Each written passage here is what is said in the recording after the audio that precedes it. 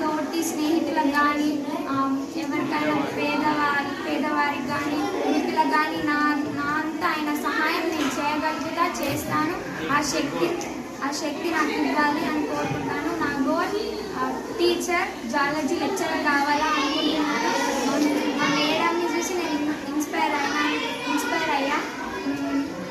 మా మేడంకి కూడా నేను మా స్కూల్ టీచర్ అలేఖ్య మేడం, ఆ మేడం చూసి నేను ఇన్స్పైర్ అయినా. ఖచ్చితంగా టీచర్ అయ్యి ఆ మేడం దగ్గరికి వెళ్ళి స్వీట్ ఇచ్చి ఏదైనా గిఫ్ట్ ఇచ్చి వస్తాను.